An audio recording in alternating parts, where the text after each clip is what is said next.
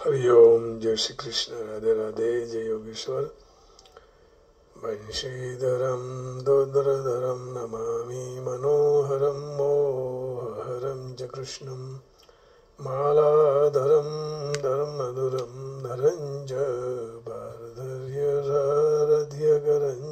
च देवं कर्तव्यदीक्षां जलमध्वरिग्रहं ज्ञानस्य भिक्षां शरणागतिं च ददाति गीता करुणाद्रभूता कृष्णेन गीता जगतो हिताय।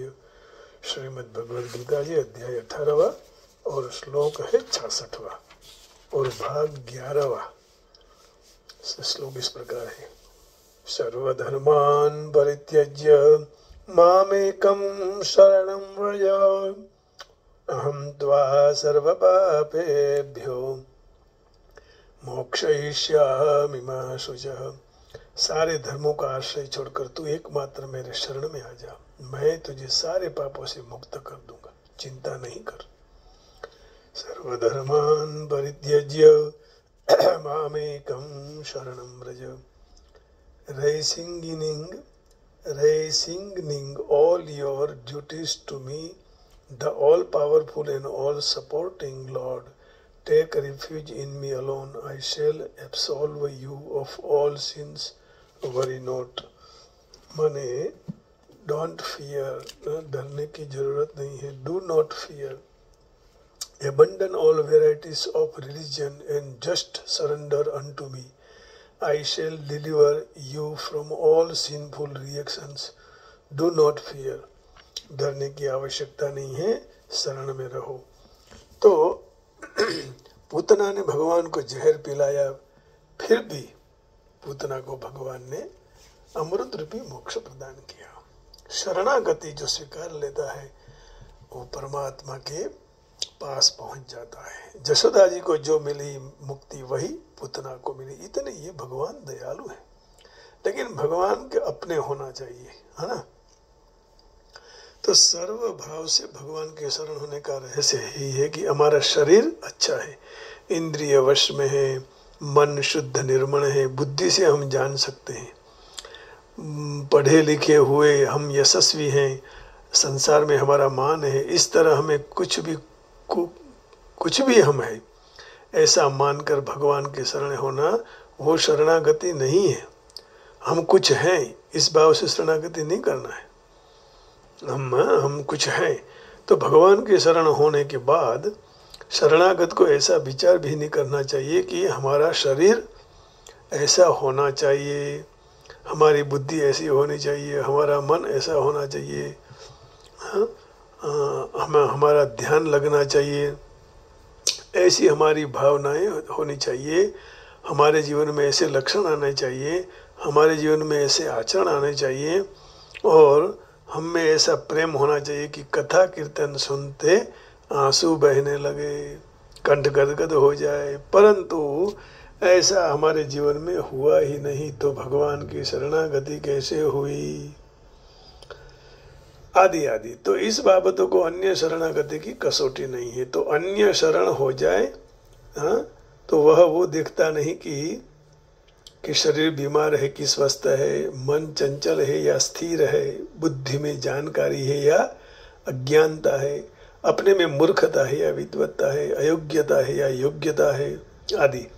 तो इन सब की तरफ से स्वप्न में भी नहीं देखता है, क्योंकि उनकी दृष्टि में यह सब वस्तुएं कचरा है।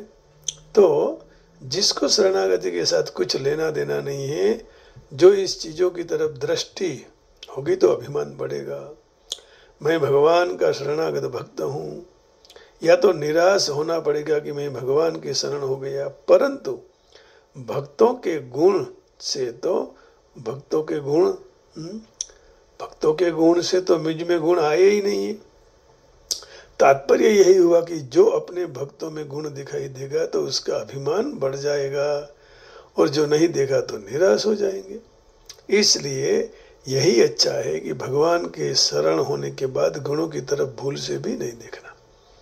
ऐसा उल्टा अर्थ नहीं करना कि हम भले बैर विरोध करें, भले द्वेष करें, भले ममता करें, भले कुछ भी करें, ऐसा बिल्कुल अर्थ नहीं है। तात्पर्य यही हुआ कि गुणों की तरफ ख्याल ही नहीं जाना चाहिए। भगवान के शरण होने वाले भक्त में तो तमाम गुण अपने आप आ जाते हैं, परंतु उसमें आना या ना आना, आने देना या ना देना, उसके साथ कोई मतलब नहीं रखना है। अपने में ऐसी कसौटी नहीं करनी चाहिए कि अपने में गुण है या लक्षण है कि नहीं।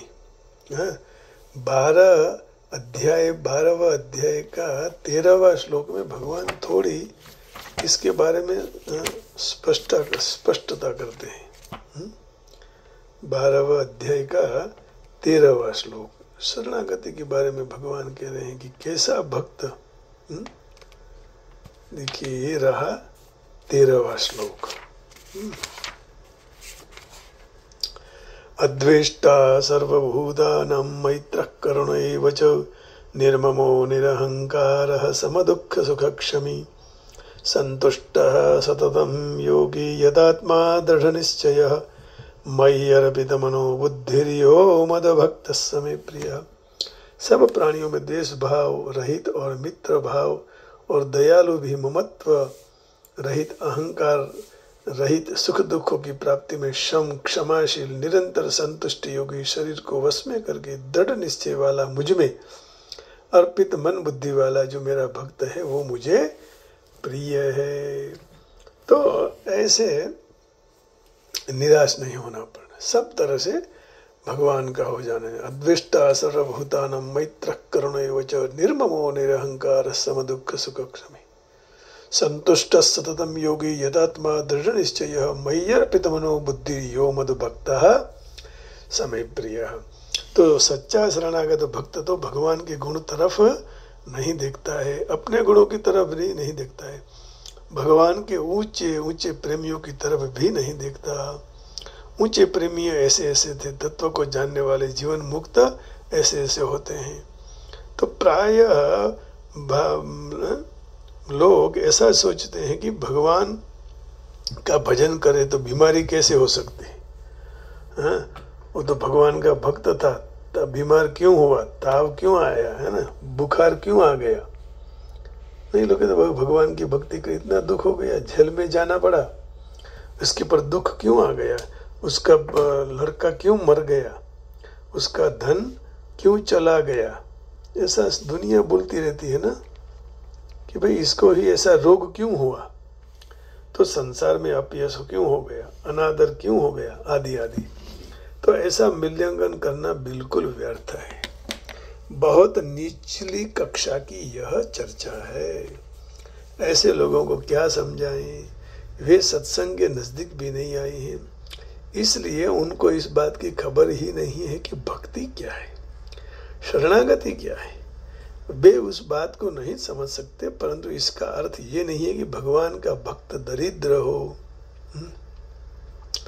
भगवान का भक्त प्राय दरिद्र ही होता है, तो उसके संसार में अपमान होता है, उसकी निंदा होती है। शरणागत भक्त को तो निंदा, प्रशंसा, रोगी निरोगी अवस्था के साथ कोई मतलब ही नहीं है, उनकी तरफ वो देखता ही नहीं। वो तो ऐसा ही देखता है कि मैं हूँ और मेरे भगवान हैं, बस। अब संसार में क्या है क्या नहीं है, त्रिलोक में क्या है क्या नहीं है, प्रभु ऐसे हैं, उनकी उत्पत्ति स्थिति तो प्रभु करने वाले हैं।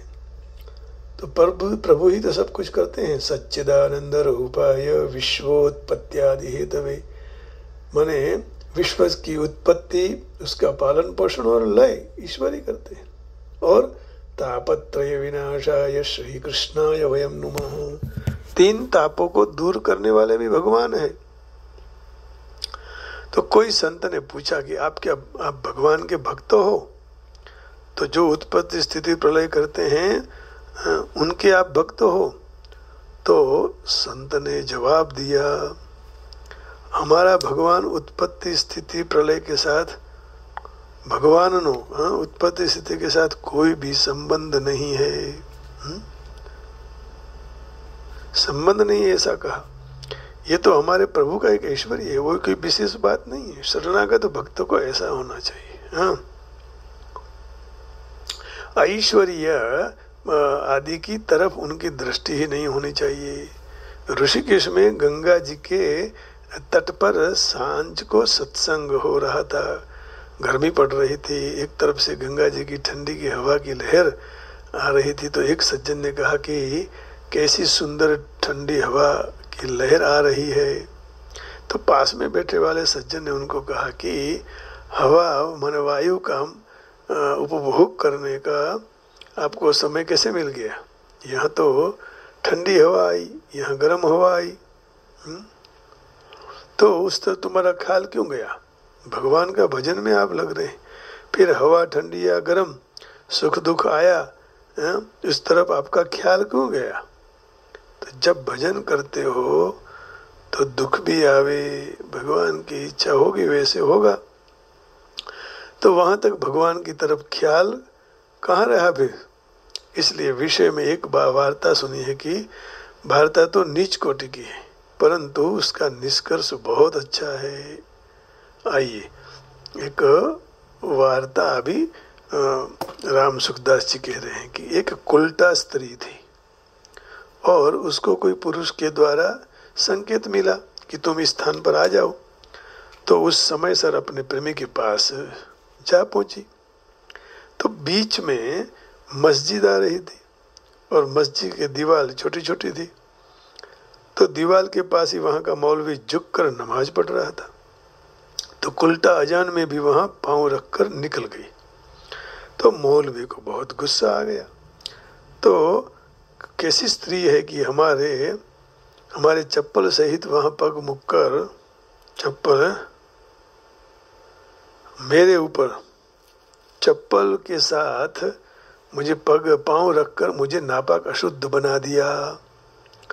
तो वहां बैठकर उनके पीछे आने की राह में देखता रहा। जब कुलटा वापिस आई तब मौलवी ने उसको धमकाया तो तुम बिना